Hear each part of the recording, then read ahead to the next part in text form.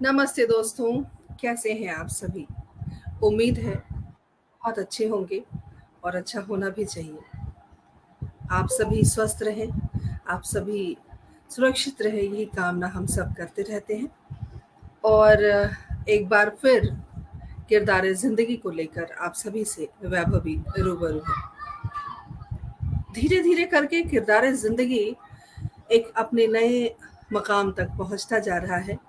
और जैसा कि हमने वादा किया था कि किरदार ज़िंदगी में हम उन किरदारों को लेकर आएँगे जो वाक़ई समाज और देश के लिए बहुत कुछ कर रहे होते हैं, लेकिन बहुत कम लोग होते हैं जो उनके बारे में जानते हैं। ये हमारा हिंदी साहित्य संस्थान दिल्ली एक ऐसा प्लेटफ़ॉर्म है, जहाँ पर यूट्यूब और फ़ेसबुक के माध्यम से हम उन प्रतिभाओं को, उन विलक्षण व्यक्तित्व को इस कार्यक्रम का हिस्सा बनाते हैं और किरदार ज़िंदगी में शामिल करके अपने पटल की और अपने कार्यक्रम की शोभा बढ़ाते हैं। हर व्यक्ति अपने आप में विशेष होता है, लेकिन फिर भी व्यक्ति अपने लिए जीता है, सभी जीते हैं, लेकिन महान वो होता है जो दूसरों के लिए जीता है। ऐसे ही एक महान शख्सियत से आप सभी को मिलवाने लेकर आई हूँ किरदार ज़िंदगी के आपके लोकप्रिय और शानदार कार्यक्रम में। डॉक्टर पुष्पलता तनेजा जी हमसे जुड़ गई हैं। बहुत-बहुत अभिनंदन, बहुत स्वागत। छोटा-सा परिचय उस व्यक्तित्व का, क्योंकि कई बार दोस्तों क्या होता है, हम सिर्फ़ अपने बारे में सोचते हैं, अपने घर के, अपने परिवार के बारे में, अपने प्रियजनों के बारे में। क्या कभी हमने इन सब चीज़ों से परे कुछ सोचा है? आइए ना आज सोचते हैं। मिलवाती हूँ एक ऐसी शख्सियत से, जो अपने बारे में ना सोचकर उन बच्चों के बारे में सोचता है, जो बच्चा वाक़ई समाज की मुख्य धारा से कहीं न कहीं अलग है। छोटा-सा परिचय, आज मैं आप सभी को मिलवाने लाई हूँ रीटा सक्सेना जी से। रीटा सक्सेना जी का परिचय मैं देना चाहती हूँ। रीटा सक्सेना जी एक ऐसी शख्सियत है, जो वाक़ई किरदार ज़िंदगी में आकर किरदार ज़िंदगी की शोभा बढ़ा रही हैं। दिव्यांगजनों के पुनर्वास के लिए अपना जीवन उन्होंने समर्पित किया है। रीटा सक्सेना जी ने वर्ष 2004 में प्रतीक स्पेशल स्कूल की स्थापना कर एक ऐसे क्षेत्र में की जहां अधिकांशतः लोग दिव्यांगता को ऊपरी बाधा मानकर झाड़ फूक से ठीक होने के लिए सोचते हैं या मजबूर होते हैं, विश्वास करते हैं, जिस कारण दिव्यांगजन अक्सर उपेक्षा का शिकार हो अमानवीय जीवन जीने के लिए बाध्य हो जाते हैं। प्रतीक स्कूल के 19 वर्षों के सेवा पथ में अभी तक लगभग 500 दिव्यांगजनों को पुनर्वास प्रदान कर समाज की मुख्य धारा में शामिल किया गया है। दिव्यांगजन की पढ़ाई से शुरू कर उनके लिए व्यावसायिक प्रशिक्षण, जॉब व शादी, कृत्रिम अंग, कच्चा राशन, कपड़े जैसे सेवा कार्यों के माध्यम से रीटा सक्सेना जी ने दिव्यांगजन की सेवा का बीड़ा उठाया है। उनके इस कार्य के लिए उन्हें 40 से भी अधिक बार पुरस्कृत किया जा चुका है, जिसमें श्रीमती कृष्णा तीर्थ द्वारा मानव कल्याण पुरस्कार, दिल्ली यूनिवर्सिटी द्वारा जीजाबाई पुरस्कार एवं विश्व फिजियोथेरेपी डे पर विमेन रोल मॉडल अवार्ड स्वास्थ्य मंत्री सत्येंद्र जैन जी के द्वारा प्रदान किया गया। इसके अतिरिक्त लेखिका के तौर पर उनकी कई किताबें, जो कि उनका जीवन संस्मरण है, अनुभूति प्रकाशित हो चुकी है, जिसमें उन्होंने अपने निजी अनुभवों व स्वास्थ्य विभाग के अमानवीय कृत्यों को साझा किया है। उनकी कहानियाँ, लेख और बाकी जो गतिविधियाँ हैं, वो अलग-अलग सामाजिक पृष्ठभूमि पर सामाजिक अखबारों में प्रकाशित होती रहती हैं और एक जुझारू महिला जो दूसरों के लिए जीती है। इस उपलक्ष्य में एक बहुत सुंदर गीत याद आ रहा है कि अपने लिए जिए तो क्या जिए, तो जिए दिल ज़माने के लिए। तो रीटा सक्सेना जी ज़माने के लिए जीती हैं और उन बच्चों के लिए जीती हैं, जो बच्चे हमेशा उपेक्षित होते हैं, जो बच्चों को मानसिक रोगी समझ के उनको अलग-थलग किया जाता है। तो आइए उस महान विभूति से बात करें, क्योंकि उन्होंने अपना जीवन इस ओर समर्पित किया है और हमारा फ़र्ज़ बनता है कि हम कम से कम उनके इस कार्य को सराह सकें, उनके द्वारा किए गए इस कार्य को जन-जन तक पहुँचा सकें, ताकि और खुलकर हम जैसे लोग उस बच्चे की मदद कर सकें। तो चलिए दोस्तों, उनका अभिनंदन करते हैं, स्वागत करते हैं। निधि भार्गव मान भी हमसे जुड़ गई हैं, अभिनंदन। और स्टूडियो में हम उन्हें आमंत्रित करते हैं। रीटा जी, बहुत-बहुत नमस्कार, स्वागत आपका, अभिनंदन है हमारे इस कार्यक्रम में।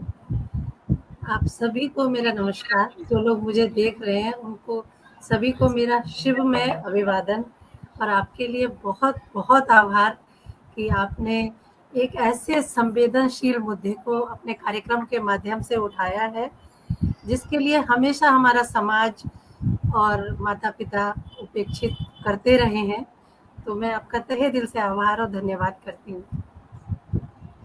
मुझे लगता है रीटा जी, आभार जैसे शब्द का चयन करके हमारे लिए आप हमें धर्म संकट में डाल रही हैं, और हमारे लिए मुझे नहीं लगता आभार जैसा शब्द होना चाहिए, क्योंकि जो कार्य आप कर रही हैं उस कार्य को हम सिर्फ लोगों तक पहुंचाने का काम कर रहे हैं, और होना भी चाहिए। समाज को दिशा और दशा, जो समाज की है, दोनों को सुधारने की ज़रूरत है, दिशा देने की ज़रूरत है। हम एक कोशिश कर रहे हैं कि हम अपने पटल के माध्यम से तमाम दर्शकों तक अपनी बात पहुंचा सकें। और किरदारी ज़िंदगी में अगर रीटा जी मैं बात करूं, बहुत सारे ऐसे किरदार आए हैं जिनके बारे में बहुत सारे लोगों को पता नहीं होता, और हमें बहुत खुशी होती है कि जब हम ऐसे व्यक्तित्व को अपने पटल पर लाकर जन जन तक पहुंचाते हैं। तो ये ईश्वर की कृपा है, और मैं उस परमपिता परमेश्वर को धन्यवाद देती हूँ, और इस कार्यक्रम को शुरू करते हैं। रीटा जी, सबसे पहले तो मैं आपको साधुवाद देती हूँ, बहुत-बहुत आपका आभार व्यक्त करती हूँ कि आपने कीमती समय से थोड़ा-सा समय हमारे लिए चुराया और हमारे कार्यक्रम का हिस्सा बनी। हमारे तमाम दर्शक आपके बारे में ज़रूर जानना चाहेंगे कि आप मतलब आपकी जो पारिवारिक पृष्ठभूमि है वो कहाँ से है, और शिक्षा दीक्षा, उसके बाद हम आपके इस ओर जो आपने इतने कार्य किए हैं उसके बारे में हम बात करेंगे। आपका बहुत-बहुत स्वागत, अभिनंदन। थैंक यू आपके लिए भी। एक्चुअली मैं जब ये सोचती हूँ, पीछे जाती हूँ, जैसे कि आज आपने सवाल किया है कि आपकी पारिवारिक पृष्ठभूमि से लेके और आज जहाँ पर पहुँची हूँ वहाँ तक, तो शायद ये सफ़र बिल्कुल आसान नहीं था। लेकिन शायद गॉड गॉड गिफ्टेड है कि मुझे हमेशा से चैलेंज लेने की आदत रही है। और शुरुआत हुई थी जीवन की उत्तर प्रदेश के एक ऐतिहासिक शहर बदायूं से, जहाँ मेरा जन्म हुआ। और मैं अपने आप को खुशकिस्मत समझती हूँ कि मेरे माता-पिता ने मतलब उस तरीके से पालन-पोषण किया कि कभी उन्होंने नहीं सोचा कि एक लड़की है, जैसे कि हमेशा समाज उपेक्षित करता रहा है। और आज भी बहुत जगह मैं देखती हूँ जब काम कर रही हूँ कि कहीं न कहीं लड़कियों को पीछे रखा जाता है। समाज बहुत आगे बढ़ चुका है हालाँकि, लेकिन उस टाइम पर भी मुझे कभी ऐसी चीज़ों का एहसास नहीं हुआ। जो मैंने कहा, जो उनको ठीक लगा, हमेशा माता-पिता सपोर्ट करते आए।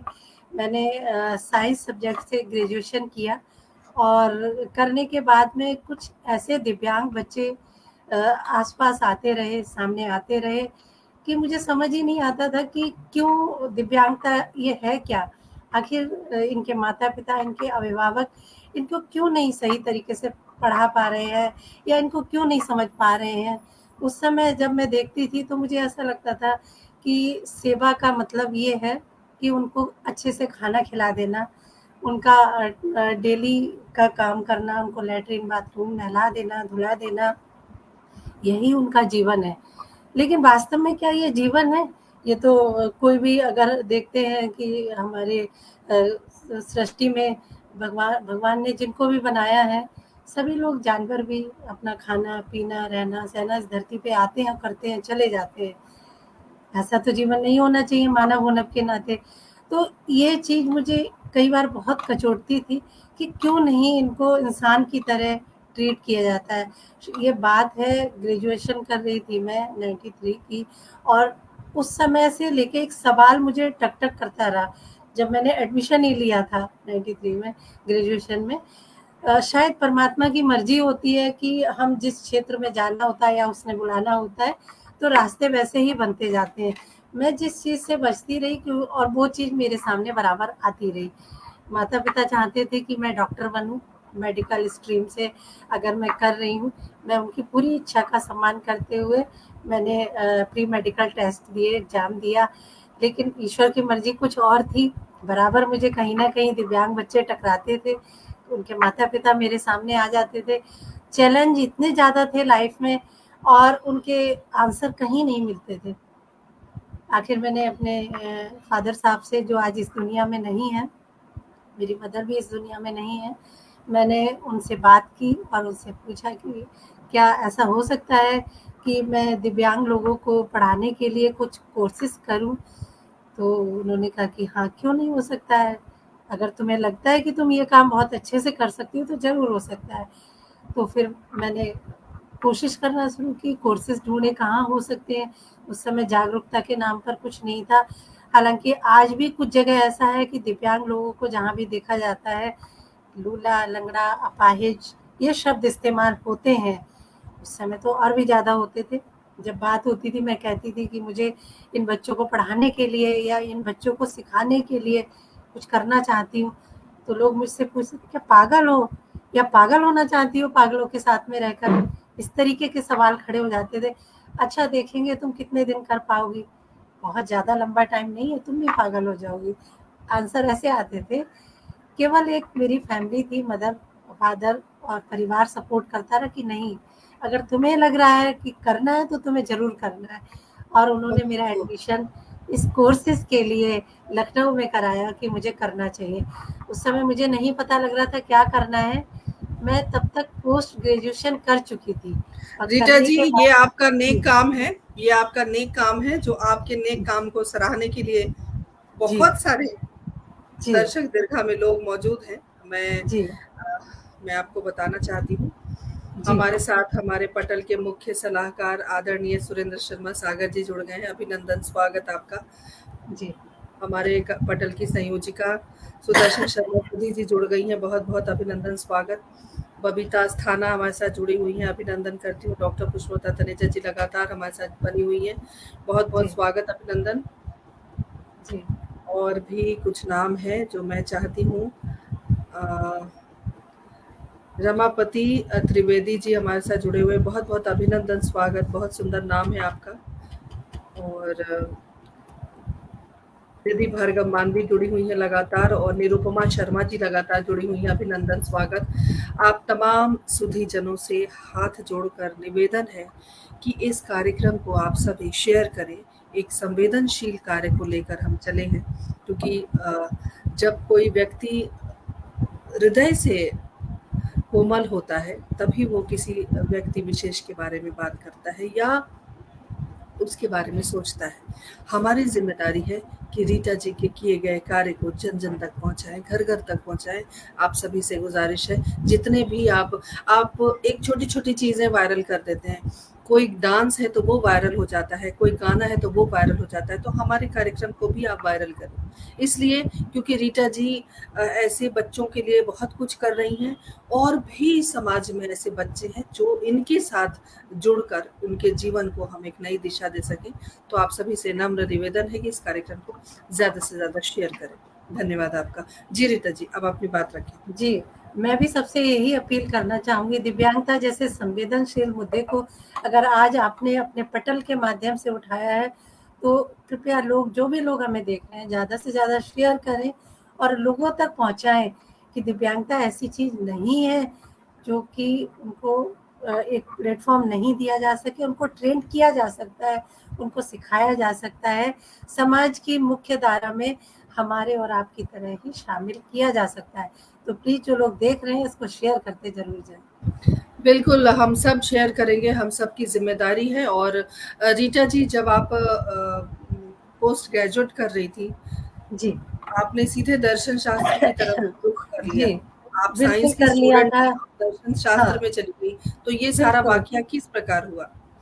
तो उसी समय से मन चेंज होने लग गया था। एक बारी हुआ यही था कि मैं जिन लोगों को देखती थी, एक मदर से मुलाकात हुई किसी वजह से और उनके 3 बच्चे थे और तीनों ही दिव्यांग थे। चोट उस समय बहुत ज़्यादा लगी कि एक उस समय जो खाट जिसको कहते हैं कॉट, बुनी हुई चारपाइयाँ टाइप की होती थी, जिनके पैरों से उन्होंने 3 साइड से अपने बच्चों को तीनों को बांध रखा था, और एक हाथ में उनके स्टिक थी, और वो उससे मतलब बिल्कुल ऐसा ट्रीट हो रहा था कि कोई जानवर को पकड़ के बस रोटी ही खिलाना है, बस खाना ही खिलाना है। उस समय बिल्कुल उनको समझ नहीं थी क्या करना है। मेरे लिए बहुत तकलीफ़देह स्थिति थी उनको देखना। जब मैं उनके घर में गई तो उन्होंने पूरा ग्रिल उनको लॉक करके बना के रख रखा था। मैंने पूछा कि ये सब क्यों है? तो उन्होंने बताया कि ये बच्चे इनको बिल्कुल नहीं बैठते हैं और भाग जाते हैं, तोड़-फोड़ मचाते हैं घर में। इतनी तकलीफ़देह स्थिति लगी, और मैंने उसी समय डिसाइड किया कि अब मुझे ज़रूर इन इन चैलेंज का सामना करने के लिए अपने आप को ट्रेंड करना है, जिससे कि मैं ये समझ सकूं कि इनको कैसे हम सिखा सकते हैं, कैसे बिठा सकते हैं, कैसे इनको लाइफ में आगे बढ़ा सकते हैं। मन उसी वक्त से दर्शन शास्त्र की ओर चलते चला गया कि जीवन क्यों है ऐसा। हम देखते हैं इतनी खूबसूरती से चीजें कि हम एक आम व्यक्ति सोच भी नहीं सकता इन चीजों के लिए। जो दिव्यांग लोगों की लाइफ में चैलेंज है, उनको समझ पाना भी बहुत मुश्किल बात है। और वहां से ये दर्शन शास्त्र पढ़ा कि आखिर चीजें क्यों ऐसी करके आती हैं। और उसी वक्त मुझे जब इस कोर्सेज के बारे में पता लगा तो मैंने लखनऊ से ये कोर्स किया। ये एक डिप्लोमा कोर्स था, और करने के दौरान ही शादी के बाद मैं दिल्ली में आई। और जब दिल्ली में आई तो ऐसे एक क्षेत्र के बारे में पता लगा। मैं जुड़ी थी लाजपत नगर में, गवर्नमेंट का संस्थान है ये, NIMH के नाम से, जो आज निपिड के नाम से जाना जाता है, और इसका सेंटर अब नोएडा ट्रांसफ़र हो चुका है। तो वहाँ पर मैंने अपनी वॉलंटियर सर्विसेज देना शुरू की, क्योंकि मुझे बहुत कुछ सीखना था। मैं जॉब करना नहीं चाहती थी, मैं सीखना चाहती थी। आगे बढ़ने के लिए सीखने से बड़ी कोई चीज़ नहीं है। और जब वहाँ से बात बनी तो अपने घर से ही जो भी बच्चे आते रहे, घर में मैं उनको सिखाती गई, ट्रेनिंग देती गई। उस दौरान मुझे पता लगा कि दिल्ली, पश्चिमी दिल्ली में नागलोई, नजफगढ़ और इसके पीरागढ़ी के आसपास कोई ऐसा स्कूल ही नहीं है जहाँ दिव्यांग बच्चों को कुछ सिखाया जा सके या दिव्यांगता के मतलब बताए जा सके। दिव्यांगता का मतलब ये था यहाँ पर। मैं ये नहीं कह रही हूँ कि 100% पॉपुलेशन ऐसी है, बट 100 नहीं, लेकिन 85 या 90% उस समय पॉपुलेशन ऐसी थी, और आज भी है, जिनको ये लगता है कि दिव्यांगता का मतलब चैरिटी है, दिव्यांग होने का मतलब हमें कुछ मिलना चाहिए। रीटा जी, दिव्यांग का तो अर्थ ही है दिव्य अंगों वाला व्यक्ति। हाँ, हाँ, और बिल्कुल। दिव्यांग शब्द का जो प्रयोग हुआ ये बहुत ही उत्तम है, क्योंकि पहले अपाहिज कहा जाता था, पागल कहा जाता जी, था, अलग-अलग जी, शब्दों से संबोधित किया जाता था। लेकिन जब से ये दिव्यांगता शब्द का प्रयोग हुआ है, तब से एक एक आदर सूचक है ये शब्द, और जी, ऐसा होना भी चाहिए। ज़हन में भी उनके लिए, मन मस्तिष्क में उनके लिए आदर होना चाहिए, क्योंकि जी, किसी भी बच्चे के साथ इस तरह की परेशानी हो सकती है, क्योंकि जब हम 9 महीने बच्चे को हम अपने गर्भ में रखते हैं, कुछ किसी चीज़ की कमी की वजह से, विटामिन्स, मिनरल्स, किसी चीज़ की कमी की वजह से इस तरह की जो स्थिति होती है बच्चों के अंदर, वो पैदा होने के बाद हो जाती है। कई बार बच्चे गिरने की वजह से भी हो जाता है, बहुत सारे जी, रीज़न हैं, उस पर भी हाँ, हम आएँगे। लेकिन दिव्यांगता शब्द बहुत ही आदर सूचक है, और मुझे लगता है दिव्य अंगों वाले हैं, और उनको बहुत ही आदर और सम्मान मिलना चाहिए। पटल पर कुछ लोग और जुड़े हैं, लेकिन मैं चाहूँगी कि एक बार उनका नाम ले लें। मुझे अच्छा लगता है कि आप की वजह से ही हमारा कार्यक्रम चलता है, इसलिए आपका अभिवादन ज़रूरी है। उमा शर्मा हमारे साथ जुड़ी हुई हैं, अभिनंदन स्वागत करती हूँ। और हमारे साथ निधि भार्गव मान भी लगातार जुड़ी है। कुछ आए हैं संदेश, वो मैं फ्लैश कर दूँगी ताकि लोग देखें। रमापति जी लगातार जुड़े हुए हैं हमारे साथ। शिवराज खटीक जी जुड़े हुए हैं, अभिनंदन स्वागत आप सभी का। आप सभी का स्वागत करती हूँ, और सीधे रूबरू होते हैं। रीटा जी, आप अपनी बात जी, रखें। जी। आज इस पटल के माध्यम से मैं एक बात ज़रूर कहना चाहूँगी कि जैसे कि हम बात कर रहे थे कि दिव्यांग बहुत आदर सूचक शब्द है वास्तव में। लेकिन क्या दिव्यांग शब्द आदर सूचक होने से क्या दिव्यांग लोगों के जीवन में कोई परिवर्तन आया है? सबसे बड़ा सवाल ये है, सबसे बड़ा मुद्दा ये, क्या लोगों की सोच में परिवर्तन हुआ है? ये सबसे बड़ा सवाल है। मैं खुद भी इस शब्द के लिए स्वागत भरा मानती हूँ, आदरपूर्ण मानती हूँ, लेकिन यहाँ बात आदरपूर्ण होने से सच्चाई बिल्कुल नहीं बदलती है। समाज का नज़रिया नहीं बदलता है, लोगों का विश्वास नहीं बदलता है। इसके लिए ये बहुत ज़रूरी बिल्कुल है कि सही लोगों बात, की सोच में बिल्कुल सही, परिवर्तन। बिल्कुल सही कह रही हैं आप। जी। जी, तो लोगों की सोच में परिवर्तन तब होगा कि जब लोग ये सोचेंगे कि दिव्यांग को भी हम एक मौका दें, एक अवसर दें। ये बहुत रीटा जी, ज़रूरी है। मुझे लगता है कि लोग सब बाद में सोचेंगे, पहले पेरेंट्स को सोचना पड़ेगा अपने बच्चों के लिए। बिल्कुल, पेरेंट्स पेरेंट्स को अगर ये सोचना सोचें पड़ेगा। कि हमारे लिए बच्चे हमारे वरदान हैं और वो जी, जैसे हैं उनको एक्सेप्ट करें, जी, तब बिल्कुल। समाज के अंदर जो बात है, जो सोच है और समाज की बदलेगी। खैर, आपने बहुत बढ़िया मुहिम चलाई है और इतने सालों से आप इसके आगे काम कर रही हैं, तो सबसे पहली बात जो ज़हन में ये आती है रीटा जी कि शादी के बाद एक औरत अगर इस फील्ड में जाना चाहती है, वो भी निस्वार्थ भाव से सेवा करना चाहती है, तो परिवार का सहयोग होना अति आवश्यक है। तो उस इस चीज़ की कंडीशन में जी, जी, आपके परिवार मतलब आपके हस्बैंड, बच्चे, उनका क्या रिएक्शन था कि आप जो ये कर रही हैं उनको मतलब वो आपको एप्रिशिएट कर रहे हैं या आपको कह रहे हैं कि छोड़ो ये सब क्या बकवास काम कर रहे हो? या मुझे जहाँ तक लगता है कि उनका भरपूर सहयोग आपको मिला होगा, तभी आप निरंतर इसमें काम कर रही हैं। फिर भी उतार-चढ़ाव सबके परिवार में होता है, लेकिन इस पटल के माध्यम से यदि आप अपने परिवार के सशक्तिकरण की बात करें, तो हमारे दर्शकों को समझने में भी आसानी होगी और एक दिशा मिलेगी कि भई परिवार का सपोर्ट होना बहुत ज़रूरी है, सहयोग होना बहुत ज़रूरी है, तभी हम किसी और कार्य कर सकते हैं।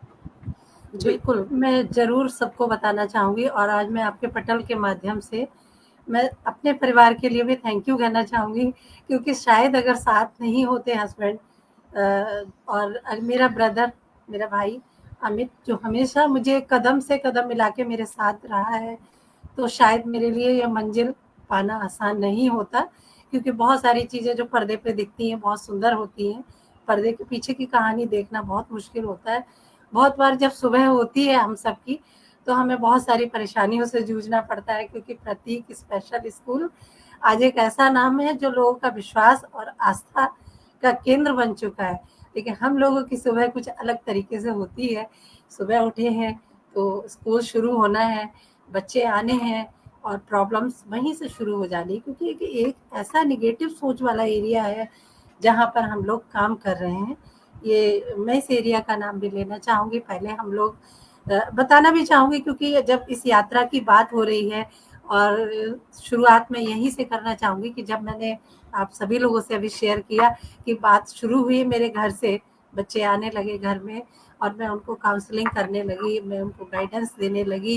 इसी दौरान मैंने बेटे को भी कंसीव किया और उस यात्रा को भी जारी रखा। बेटा कंसीव हुआ कि बेटे का जन्म हुआ, 3 साल तक मैं केवल घर में ही रही और मैंने अपने परिवार को टाइम दिया और इस टाइम में भी मेरे परिवार ने मुझे बहुत सहयोग दिया।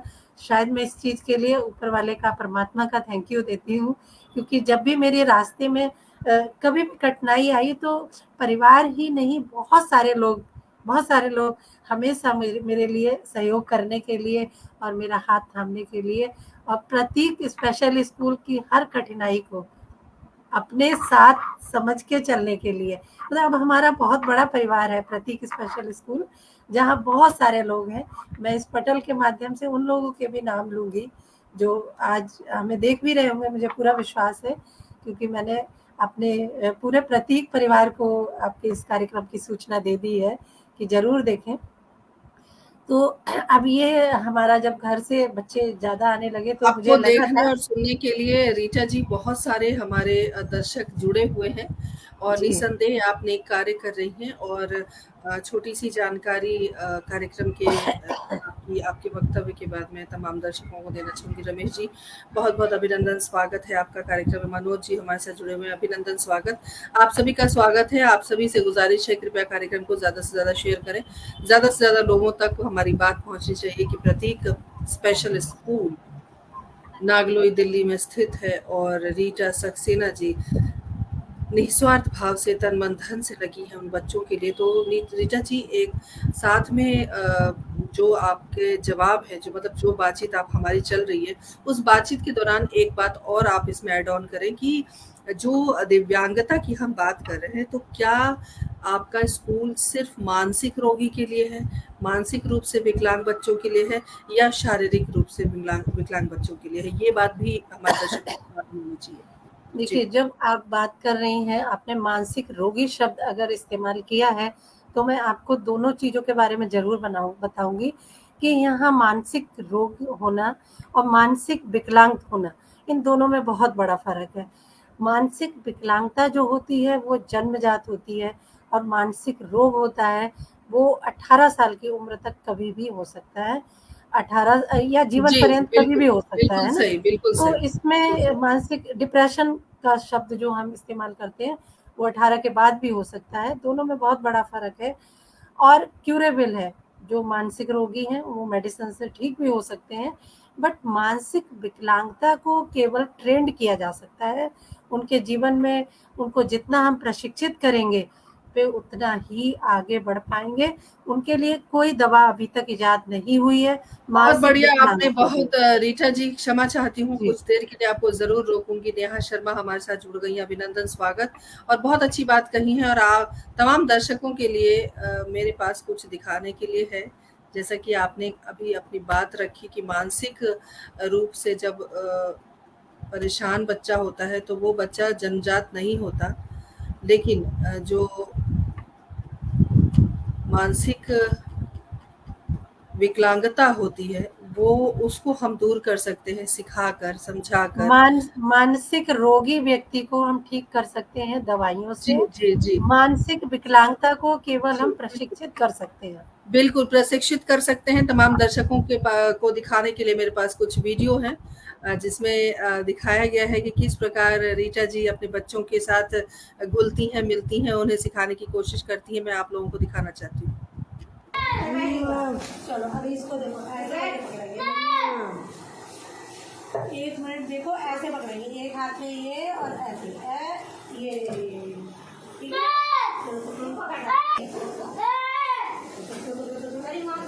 चलो, करो, बोलो।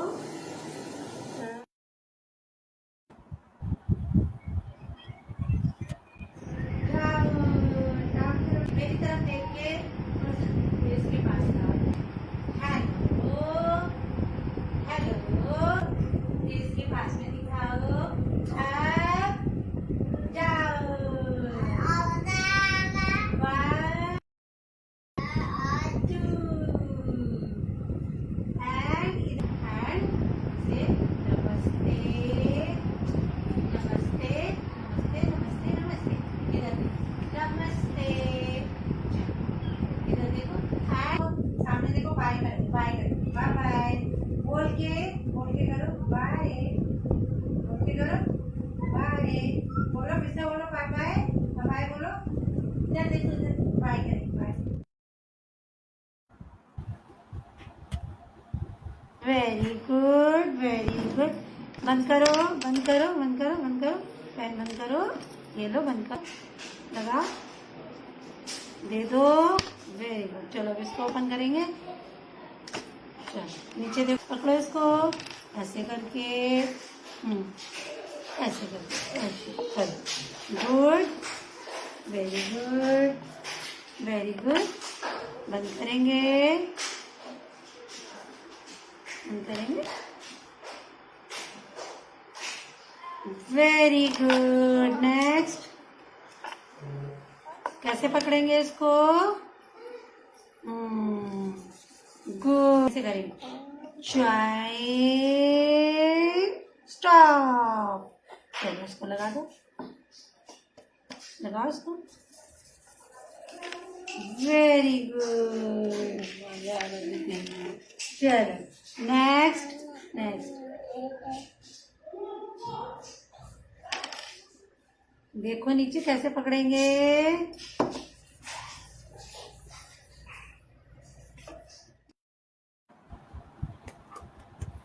बहुत खूब। जी, अब आप अपनी बात रख सकती हैं, क्योंकि तमाम दर्शकों को ज़रूर मैं दिखाना चाहती थी कि किस प्रकार आप मेहनत करती हैं, और मुझे लगता है शीशे के सामने बैठी थी आप लास्ट वीडियो में। यस, यस, यस, बिल्कुल। मैं आप सब लोगों को ये बात ज़रूर जी। बताना चाहूँगी, आपने अभी जो वीडियोज़ देखे हैं, तो आपने देखा इनमें दोनों 2 बच्चे देखे हैं, एक ऑटिज़्म का केस है।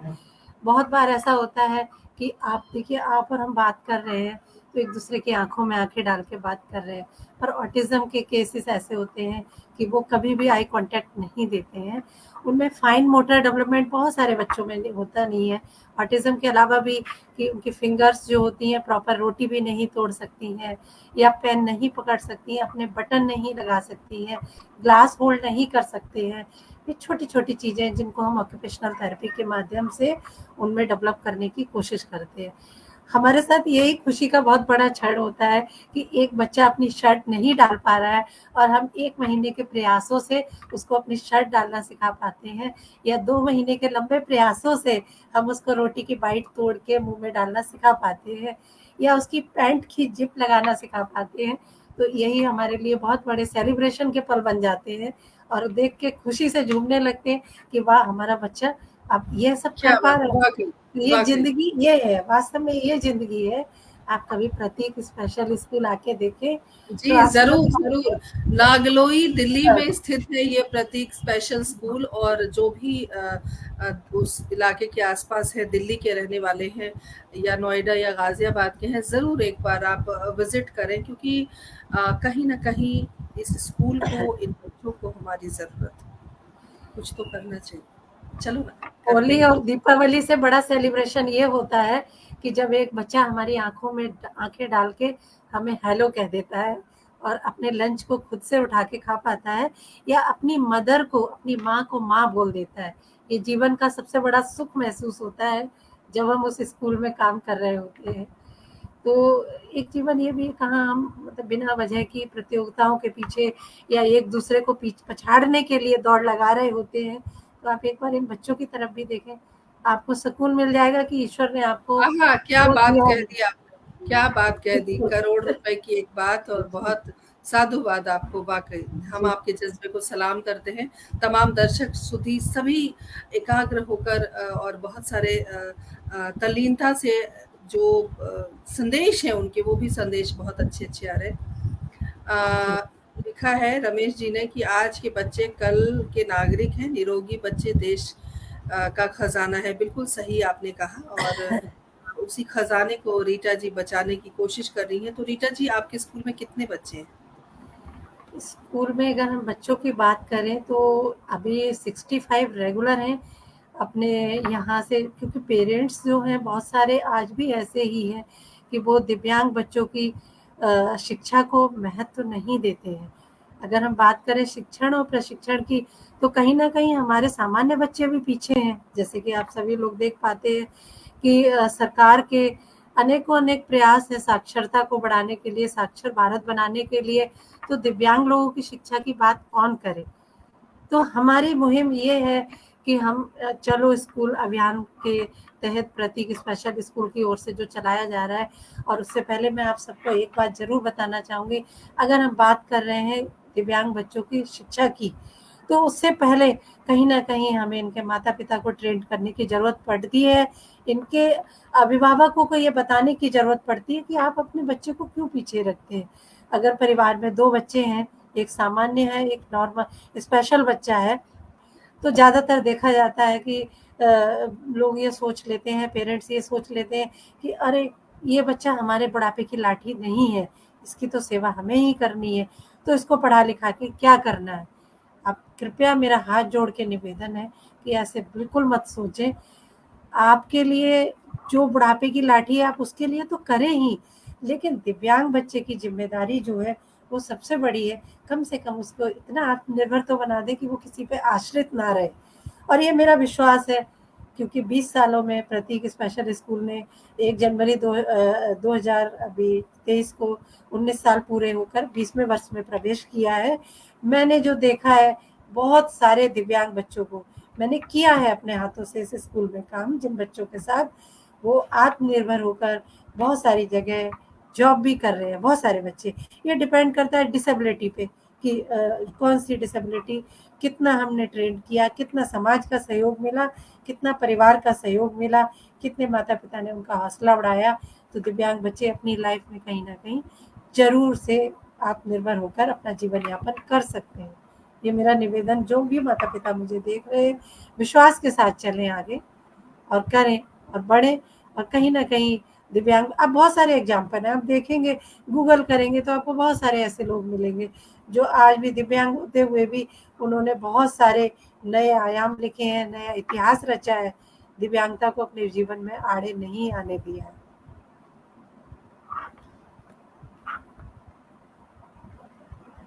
जी।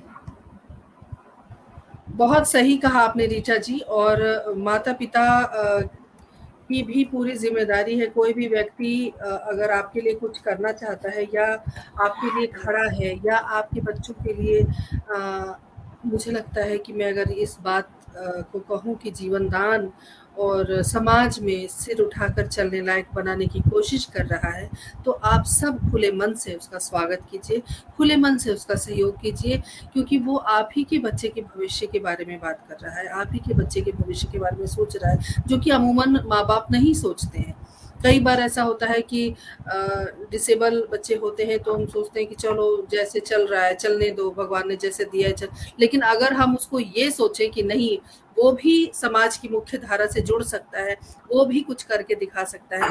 आजकल तो बहुत सारे ऐसे बच्चे हैं जो क्रिकेट खेलते हैं, जी। बास्केटबॉल खेलते हैं, बहुत सारी गतिविधियों में पार्टिसिपेट करते हैं, तो ये बड़ी अच्छी बात है। और अ,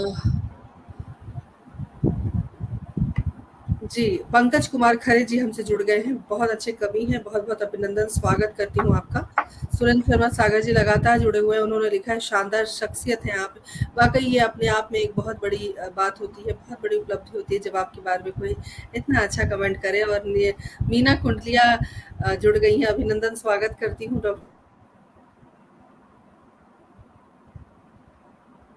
बहुत अद्भुत, बहुत सुंदर-सुंदर संदेश और सुपर से भी ऊपर कार्य उन्होंने लिखा है। बहुत-बहुत आपका, आप सभी का आभार व्यक्त करती हूँ हमसे जुड़े रहने के लिए और आप सभी से गुज़ारिश है कार्यक्रम को शेयर करें। तो चुनौतियाँ तो बहुत आती हैं जीवन में रीटा जी, जी। और जब आप इस तरह के कार्य करती हैं तो समाज के कुछ लोग, कुछ तथाकथित व्यक्तित्व भी होते हैं जो आपके रोड़े अटकाने के काम करते हैं। तो ऐसी परिस्थिति में कितना दृढ़ संकल्प लेकर आप चली और आपने सोचा कि चाहे कुछ हो जाए मुझे काम करना है? ये बहुत बार ऐसा हुआ है, सच में अभी भी होता है, ऐसा नहीं है। चैलेंज तो प्रकृति का नियम है, अगर सब कुछ अच्छा चल रहा है, ऐसा तो पॉसिबल नहीं है। धूप है तो छाँव भी होगी ही होगी, छाँव है तो धूप होगी, दोनों ही चीज़ें बराबर चलती हैं जीवन में। लेकिन सच में कई बार इतने बड़े चैलेंज आए थे कि कभी लगा कि नहीं, अब रुक जाना चाहिए। लेकिन जब-जब मैंने ये सोचा कि नहीं, अब रुक जाना चाहिए, तो परमात्मा के रूप में कोई ना कोई ज़रूर मेरे सामने आ गया कि उन्होंने मुझे हमेशा हौसला दिया कि नहीं, रुकना नहीं है, रुकना तो चल, जीवन का नाम ही नहीं, चलते रहना ही जीवन का नाम है और चलते ही जाना है। वही होता है और आज भी हो रहा है।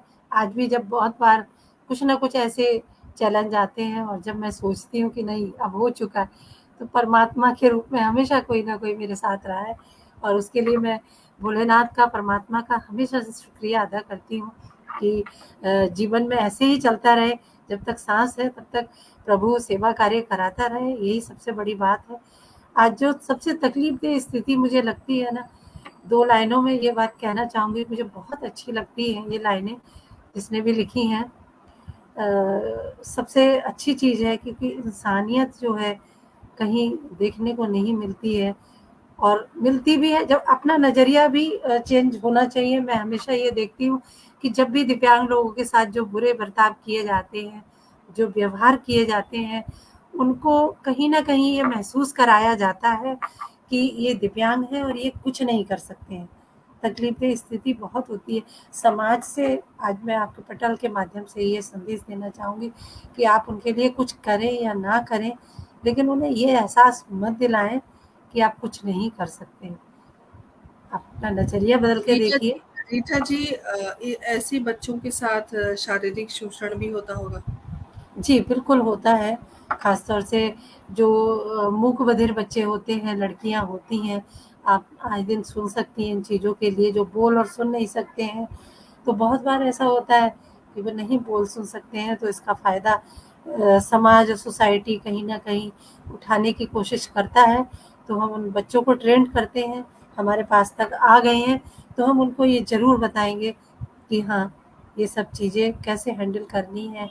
और मैं कहना भी चाहूँगी जो लोग अपने-अपने स्किल्स में बहुत जिनके पास हुनर है और जिन्हें लगता है कि वे दिव्यांग बच्चों को कुछ न कुछ कहीं न कहीं सिखा सकते हैं, तो वे ज़रूर टाइम दें अपना बच्चों के साथ आके और उन्हें अपने हुनर सिखाएँ।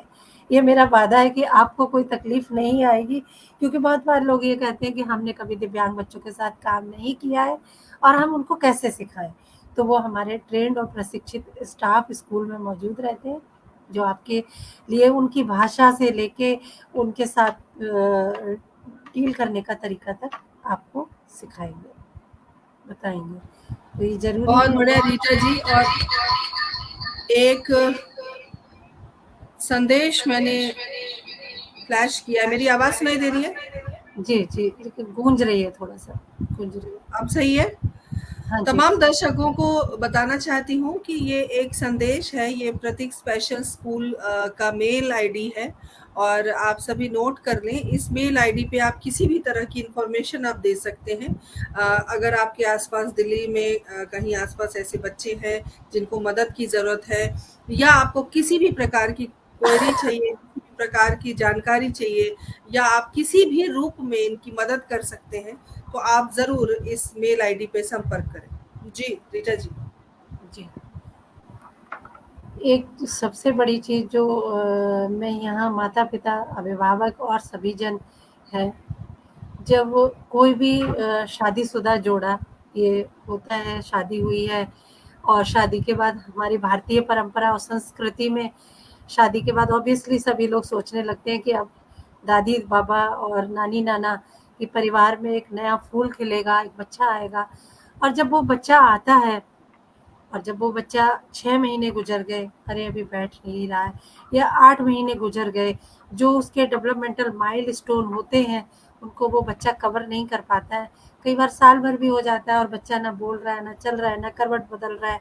तो आप सोच सकते हैं कि उन माता-पिता, उन दादी-दादा, उन नानी-नाना पर क्या गुज़रती होगी उस वक़्त। मैं सिर्फ़ यही कहना चाहती हूँ कि सदमा होता है, ये बहुत बड़ा सदमा है किसी भी अभिभावक के लिए, किसी भी परिवार के लिए।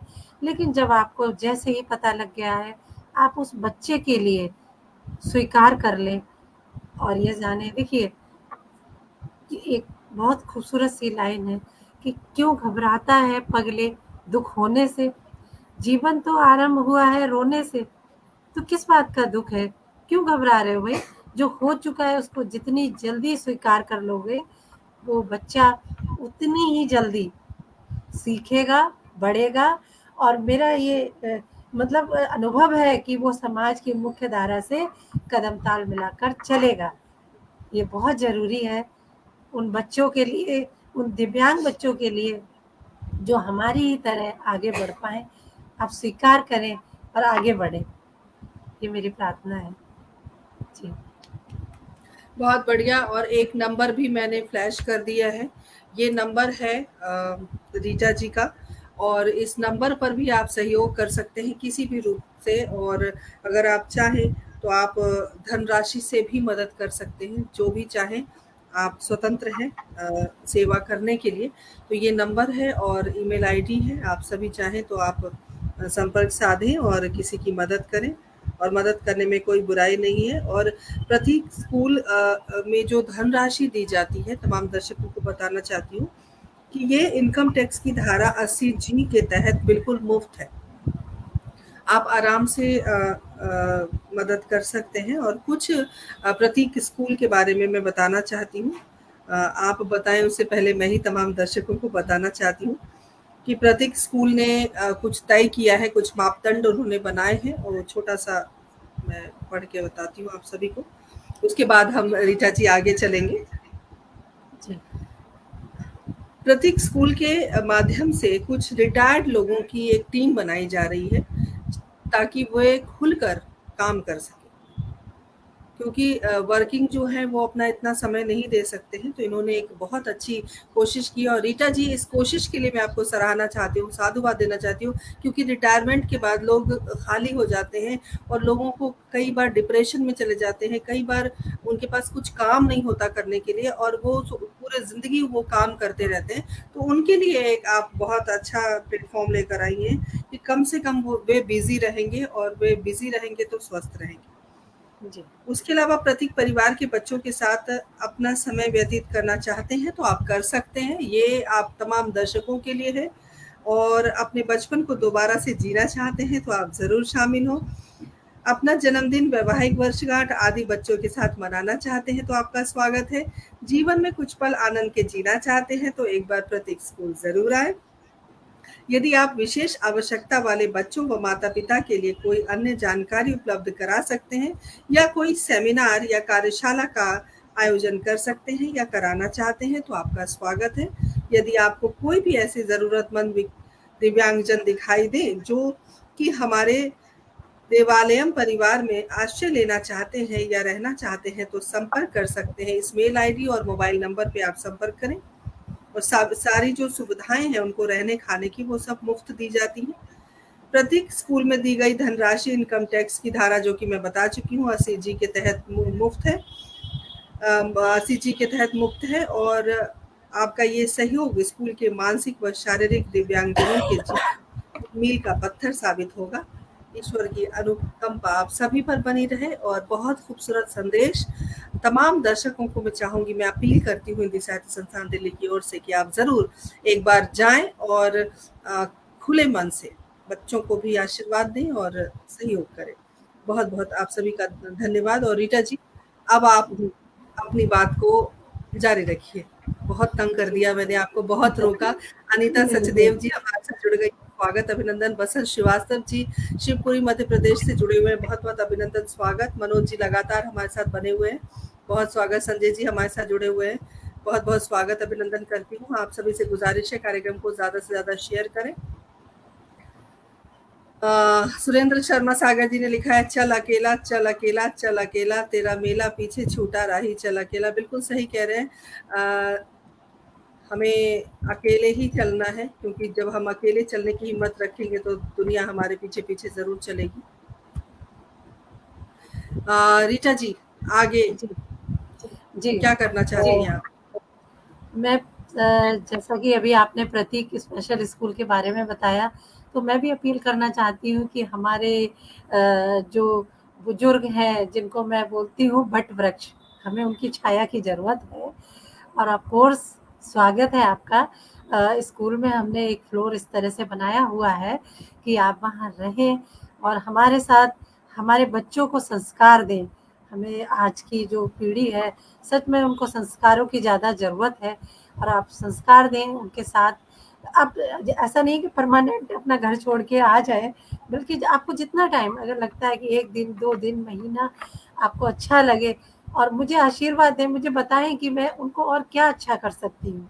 मुझे सच में ऐसे लोगों की ज़रूरत है कि दिव्यांग बच्चों के लिए ज़रूरत है और हमारे प्रत्येक परिवार को आपकी ज़रूरत है कि आपका सहयोग हमारे बच्चों को हो सकता है और ज़्यादा आगे पहुंचा पाए। तो ये मेरी भी सबसे अपील है। रीटा जी और सरकार और प्रशासन की ओर से किसी प्रकार का सहयोग मिलता है प्रत्येक स्कूल को? प्रत्येक स्कूल को प्रशासन का और सरकार का आज तक कोई सहयोग प्राप्त नहीं हुआ है। आपने हमारी कोशिश टीम की? है, कोशिश की है और ये एक ऐसा मुद्दा है जिसके लिए हमने बहुत सारे तकलीफ़ें भी उठाई हैं। तो हमें लगता है कि हम लोग हमारी टीम जितना अपने उससे कर सकते हैं, अपने भी यहाँ पर कर सकते हैं सेवा कार्य, वो हमें करते चले जाना चाहिए। मैं इस प्लेटफ़ॉर्म के माध्यम से ये भी ज़रूर कहना चाहूँगी कि बहुत सारी चीज़ें ऐसी आती हैं, जब आप कोई कार्य कर रहे होते हैं, बाधाएँ तो आनी ही है, निश्चित है। लेकिन अगर उन बाधाओं को हम छोड़ के अपने रास्ते को आसान बनाना चाहते हैं, तो हम सीधे तरीके से ही चल रहे हैं। जैसे कि अभी अभी हाल-फिलहाल में ही जो हुआ है, दिल्ली में पानी की जल-भराव की समस्या आई है, तो हमारा जो स्कूल है, जिस जगह कॉलोनी है भाग्य विहार जन कॉलोनी, स्कूल में भी स्थिति ये हुई कि पानी भर गया। तो पानी भरने की समस्या तक को हमने उठाया इस मुद्दे को, दैनिक जागरण ने उठाया, उन्होंने एक खबर छापी, लेकिन ऐसा नहीं हुआ कि जी, उससे उनको खबर कोई छापी दिक्कत और वो आए।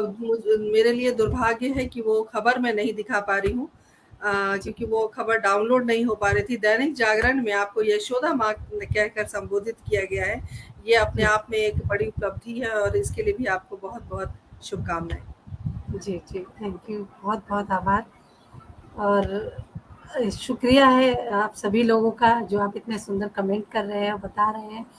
एक सबसे बड़ी चीज़ जो मेरे मन में आ रही है इस वक़्त, मैं लोगों के साथ में ये साझा करना चाहूँगी कि जब भी हम बात करते हैं दिव्यांगों की या दिव्यांगता की, तो कहीं न कहीं आप सभी लोग अपने आस-पास में अगर कोई भी ऐसे दिव्यांगजन देखें या ऐसे अभिभावक देखें या ऐसे लोग देखें, तो उनको जागरूक करने का प्रयास अपनी तरफ से ज़रूर करें। जैसे कि हमारे यहाँ जो एक दिव्यांग लोग संदेश हैं। आया है, सुरेंद्र हुँ, शर्मा सागर जी ने लिखा है कि ₹501 सप्रेम भेंट करेंगे। बहुत-बहुत अभिनंदन, साधुवाद आपको, जी, आपकी सोच के लिए, और धीरे-धीरे मेहनत रंग लाएगी। जी, एक-एक बूंद से ही घड़ा भरता है, और ये नंबर जी, मैं फ्लैश दोबारा से कर रही हूँ। आप जी, सभी इस आईडी और नंबर को सेव कर लें, ताकि जी, कभी भी कोई बात हो तो आप रीटा जी से डायरेक्ट संपर्क करें। नहीं तो जी, 9958157108 पर आप संपर्क करें। हिंदी साहित्य संस्थान दिल्ली खबर जी, रीटा जी तक पहुँचा देगा। जी रीटा जी, आप अपनी बात पूरी जी। करें। जी, बिल्कुल। तो जागरूकता की हम बात कर रहे हैं, तो माता-पिता, अभिभावकों का जागरूक होना बहुत ज़रूरी है। सबसे बड़ी समस्या ये आती है समाज और सोसाइटी में कि हम कहीं भी आप ही अगर बताइए, आपने देखा हो, क्या दिव्यांगों की या दिव्यांगता की रोकथाम के कहीं प्रयास किए जा रहे हैं? आपने देखे हैं आज तक? कहीं नहीं देखे होंगे कि दिव्यांग हैं। अगर हमारा समाज, सोसाइटी, कोई ऐसे संस्थान है, क्या कहीं जागरूकता इस तरीके के कार्यक्रम चल रहे हैं? बहुत बार ऐसा देखा गया है, जो 4th क्लास जो मेड हेल्पर्स हैं, उनके यहाँ एक बच्चा अगर दिव्यांग है, तो वो कभी भी डॉक्टर तक भी नहीं जाते हैं। दूसरा बच्चा होने पर एक बार डॉक्टर से कंसल्ट करें या सलाह लें। एक बच्चा दिव्यांग है, फिर दूसरा भी दिव्यांग हो गया। मोस्टली ये होता है कि परिवार में अपना बोझ कम करने के लिए दिव्यांगजनों की शादियाँ कर दी जाती हैं। और ज़्यादातर दिव्यांगजनों की शादी करने के लिए उनकी सोच ये होती है कि दिव्यांग की ही साथ शादी होनी चाहिए। एक दिव्यांग की शादी दूसरे दिव्यांग से हो जाने के बाद बहुत कम चांसेस होते हैं कि दूसरा उनका बच्चा नॉर्मल होगा। फिर दिव्यांग, फिर दिव्यांग। तो ये चेन इस तरीके की बन जाती है कि दिव्यांगों की संख्या बढ़ती जाती है। हमारे समाज और सोसाइटी में आज जिस चीज़ की ज़रूरत है, वो उनको जागरूक करने की, कि आप अगर किसी भी दिव्यांग की दूसरे दिव्यांग से शादी कर रहे हैं, तो एक बार प्लीज़ एक बार डॉक्टर से कंसल्ट ज़रूर करें। एक बार राय लें, मशवरा लें, दिखाएँ। किसी भी परिवार में अगर एक दिव्यांग बच्चा है, तो आप दूसरे बच्चे से पहले ज़रूर डॉक्टर से कंसल्ट करें, एक बार पूरा चेकअप कराएँ, फिर अपने परिवार को आगे बढ़ाएँ। ये बहुत ज़रूरी है, दिव्यांगता की रोकथाम होनी ही चाहिए।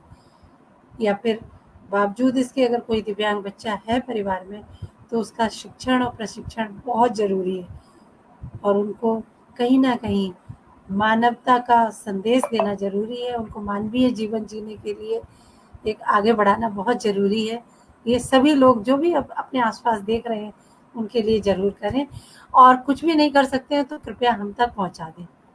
हमारा नंबर जो कि फ्लैश हो रहा है, वो उनको ज़रूर दे दें। तो हमारी तरफ से एक हेल्पलाइन जारी किया जाता है नंबर, उस पर हम उनको घर बैठे जागरूकता के लिए जो भी हमारे उपाय हैं, तरीके हैं, हम उनको बताते हैं। नहीं तो ज़रूरत होती है तो स्कूल तक बुलाते हैं, और जो भी सहयोग बन पड़ता है, हमारा प्रतीक स्पेशल स्कूल उनको उस तरीके से सहयोग प्रदान करता है। जैसे अभी कोरोना काल की बात कर रहे हैं, जब कोविड शुरू हुआ, किसी ने भी नहीं सोचा होगा परिस्थितियाँ ऐसी जाएँगी।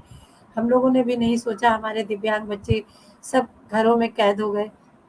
बहुत मुश्किल घड़ी थी वो उन माता-पिता और अभिभावकों के लिए। अपने पास स्कूल में ज़्यादातर ऐसे बच्चे हैं जिनकी हैंड टू माउथ वाली कंडीशन है। तो जो बहुत सारे ऐसे हैं जो दिहाड़ी मज़दूर हैं, तो वे कमाने जाएँ कि अपने बच्चों को देखभाल करें, ये भी बड़ी मुश्किल घड़ी होती है। तो हमने उस समय घर बैठे उनको ऑनलाइन तरीके से, फ़ोन नहीं थे, फ़ोन अवेलेबल कराए, उनको इधर-उधर से कि पड़ोस में लो, पड़ोस में कोई भी मिल जाए उसके फ़ोन पे आप क्लास लो, वीडियो कॉल पे बच्चों को गाइड किया कि इस तरीके से करें, घर बैठे माता-पिता को ट्रेन किया, ऑनलाइन क्लासेस चलाई और उससे भी ऊपर चलाया हमने अर्पित अन्नपूर्णा योजना। घर बैठे हमने उन दिव्यांग लोगों को राशन प्रोवाइड किया, जो आज भी चल रहा है। अभी तक हम 800 से 900 ऐसे परिवार हैं, जिनको अभी भी हमारा मासिक चल रहा है ये कार्यक्रम, हम उनको राशन प्रोवाइड कराते हैं और वजह सिर्फ उनकी इतनी ही है कि हालात आज भी अच्छे नहीं हुए हैं उन दिव्यांग, क्योंकि नॉर्मल लोगों को सामान्य स्थिति अभी भी नहीं पहुंची है, सामान्य लोगों के पास भी आज काम नहीं है, तो इन दिव्यांगों को कौन काम दे? सबसे बड़ी मुश्किल ये घड़ी है। तो जो हमारे ये परिवार हैं दिव्यांगजनों के, वो कम से कम हम 900 परिवारों से जुड़ चुके हैं। हमारे प्रतीक स्पेशल स्कूल की टीम घर-घर जाती है और आइडेंटिफ़ाई करती है, चिन्हित करती है कि इस परिवार की हालत क्या है और उनको हर माह हम राशन उपलब्ध कराते हैं। ये हमारी टीम मिलके करती है। कई बार बहुत सारे लोगों का बर्थडे होता है, तो वो अपना बर्थडे सेलिब्रेशन के बहाने यही करने आते हैं कि 30 किट हमारी तरफ से इन बच्चों को पहुँचा देना या 20 किट हमारी तरफ से इन दिव्यांग परिवारों को पहुँचा देना। तो ये बड़ी खुशी की घड़ी हो जाती है हम सब लोगों के लिए और जन्मदिन या फिर शादी की सालगिरह या जो भी ओकेज़न है, बहुत खुशी का क्षण बन जाता है। कल भी हमने सेलिब्रेट किया है, तो हमारे आदरणीय राजकुमार सबला जी, जो प्रतीक स्पेशल स्कूल के चेयरमैन भी हैं, उनकी ओर से उनके बच्चों की मैरिज एनिवर्सरी सेलिब्रेट की गई और हमने 45 परिवारों को राशन प्रोवाइड किया। तो ये छोटी-सी चीज़ें कभी-कभी बहुत बड़ी खुशी की कारण बन जाता है और इसके लिए मैं उस सभी को साधुवाद देना चाहती हूँ, सभी लोगों को धन्यवाद देना चाहती हूँ, जो प्रतीक स्पेशल स्कूल के साथ हमेशा खड़े रहते हैं कदम मिलाकर। क्या बात है! बहुत खूब और बहुत सुंदर सोच और समाज को एक नई दिशा देने की जो कोशिश आपकी है, वो बहुत ही सराहनीय है और तमाम दर्शक अभी तक जुड़े हुए हैं कार्यक्रम से। तो ये मुझे लगता है कि ये भी एक हमारे लिए उपलब्धि है कि हमने उनको बाँध के रखा हुआ है और बाँधा आपके कार्य ने है, आपके व्यक्तित्व ने है, आपके कृतित्व ने है। तो आपका बहुत-बहुत आभार हमसे जुड़ने के लिए और चलते-चलते क्या कहना चाहती हैं आप? या कोई चलते कविता, कोई कहानी, कुछ ऐसी कोई जो आपको लगे कि नहीं इस कार्यक्रम के दौरान हम सुनाना चाहते हैं। डॉक्टर विनीता साहनी हमसे जुड़ी हुई हैं, बहुत-बहुत अभिनंदन, स्वागत करती हूँ विनीता जी। मैं इस कार्यक्रम के माध्यम से, इस मंच से जो मेरी सबसे बड़ी अपील रहेगी कि अगर आपको कोई भी ऐसे दिव्यांगजन आपके संस्थान में, आपके घर में या आपके आस-पास आपसे काम माँगने आते हैं या आपसे जॉब के लिए रिक्वेस्ट करते हैं, तो आप उनको एक अवसर ज़रूर दें। कभी ऐसा ना करें कि नहीं, आप तो कर ही नहीं सकते। उनको अपने व्यवहार से या अपनी बातों से उनको ये एहसास ना दिलाएँ कि आप अपाहिज हैं, आप लाचार हैं या आप देखिए लाइफ़ में कहीं न कहीं हम सब भी कभी-कभी अपने आप को बड़ा लाचार महसूस करते हैं। कोई ना कोई पल ऐसे ज़रूर आए होंगे कि हमारी मानसिक स्थिति ऐसी हो जाती है कि हमें ऐसा लगता है कि अरे! इस घड़ी में हम कुछ नहीं कर सकते। इनफैक्ट मैं खुद भी कभी-कभी ऐसा सोच लेती हूँ कि नहीं ये परिस्थिति तो ऐसी है कि शायद ये हैंडल नहीं होने वाली है। लेकिन मैं उसी उसके अगले ही क्षण ये सोचती हूँ नहीं, ऐसे कैसे हो सकता है? समस्या आई है तो अपने साथ समाधान भी लाई है। समस्या कभी भी बिना समाधान के नहीं आती है। जहाँ समस्या है वहाँ समाधान भी है। ये बात आप लोग ज़रूर याद रखें। ये बहुत ज़रूरी है। तो उन दिव्यांगों का सम्मान करें और उन माता-पिता और अभिभावकों से भी कहना चाहूँगी कि अपने बच्चे की तुलना मत करें। किसी भी सामान्य बच्चे से क्या किसी से भी तुलना ना करें। जो मैं हूँ वो अपने आप में मैं हूँ, जो आप हैं वो अपने आप में आप हैं। भगवान की कृति है और भगवान ने हर एक को अलग बनाया हुआ है। किसी की भी किसी से तुलना नहीं है। फिर इन दिव्यांग बच्चों की क्यों? बहुत सारे सवाल हैं और उनके जवाब आप जब ढूँढेंगे ना, तो आपको ज़रूर मिल जाएँगे। और इस अर्थ पे कहा जाता है ना, यथा दृष्टि तथा सृष्टि। आप अपनी दृष्टि बनाएँगे, तो आपको उस चीज़ों के लिए रास्ते खुद ब खुद बनते जाएँगे।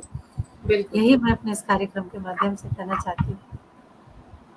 बहुत और बहुत शुक्रिया। और वाकई जैसी दृष्टि होती है वैसी सृष्टि बनती है। बहुत सुंदर संदेश आपका। और विनीता साहनी जी लिखती हैं कि उनका भी एक स्कूल है और एक बच्चा उनका भी दिव्यांग है और वो बहुत केयर करती हैं अपने बच्चे की। तो आपको भी साधुवाद कि आप अपने बच्चे की केयर करती हैं। हालांकि मेरे परिवार में भी कुछ बच्चे ऐसे हैं, लेकिन उनकी बहुत केयर होती है। तो ये केयर हर बच्चे की होनी चाहिए और हर बच्चे की केयर तब हो पाएगी जब हम मानसिक रूप से उनको जागरूक कर पाएंगे कि ये भगवान की देन है और आप इसे स्वीकार कीजिए। जी, बच्चों को स्वीकार नहीं कर पाते हैं, उनके दिव्यांगता को परिवार स्वीकार नहीं कर पाता, जिसकी वजह से ये दिक्कत होती है। उमेश जी हमारे साथ जुड़ गए हैं। उमेश जी बहुत बहुत स्वागत। आभार व्यक्त करती हूँ तमाम दर्शकों श्रोताओं का जिन्होंने हमारे कार्यक्रम की शोभा बढ़ाई, अपना कीमती समय दिया और हमारे कार्यक्रम को शेयर किया। हमारे इस कार्यक्रम को आप ज़्यादा से ज़्यादा ज़रूर शेयर करें और हिंदी साहित्य संस्थान दिल्ली का ये यूट्यूब का चैनल है, उसे ज़रूर सब्सक्राइब करें। कुछ ही देर बाद ये प्रोग्राम यूट्यूब पर भी उपलब्ध होगा। तो आप ज़रूर उसको भी आप देखें और चैनल को सब्सक्राइब करें, क्योंकि किरदार ज़िंदगी हम हर बुधवार शाम 7 बजे लेकर आते हैं और किरदार ज़िंदगी में नए-नए किरदारों से आप सभी को रूबरू कराते हैं। रीटा सक्सेना जी, हृदय से आभारी हूँ और हृदय से आपको बहुत-बहुत अभिनंदन, आपका स्वागत और बहुत साधुवाद जो आप इतना अच्छा कार्य कर रही हैं, समाज को एक नई दिशा देने की कोशिश कर रही हैं, उन बच्चों के भविष्य को बनाने की कोशिश कर रही हैं, जो बच्चों के माँ-बाप भी नहीं सोचते कि उनका भविष्य बने। तो आपके इस बहुत खूबसूरत कार्य की हम सराहना करते हैं और हिंदी साहित्य संस्थान दिल्ली ऋणी है कि आपने अपना समय दिया और हमसे इतनी सारी बातचीत की। आपका बहुत-बहुत आभार। मैं भी आपके इस मंच को नमन करती हूँ, आभार व्यक्त करती हूँ और 2 लाइनों में ये कहना चाहूँगी कि देखकर दर्द किसी का जो आह निकल जाती है, बस इतनी ही बात तो आदमी को इंसान बनाती है। तो भैया क्या बात! इंसान बन जाओ, आदमी मत रहो। देखो, इस मानव जाति के लिए सैल्यूट है और हमेशा से रहा है। धरती ने जो परमात्मा ने हमें मानव बनाया है, तो इसके लिए सैल्यूट करना है और उन तमाम लोगों को, दिव्यांग जनों को आप सबकी ज़रूरत है, तो कहीं न कहीं आप उनको सहयोग दें, उनको भी जीवन में आगे बढ़ने का मौका दें। और आपको भी थैंक यू, आपके इस मंच को नमन मेरा। आभार बहुत-बहुत जिन सभी लोगों ने मुझे देखा है, उनके लिए भी बहुत-बहुत धन्यवाद, आभार।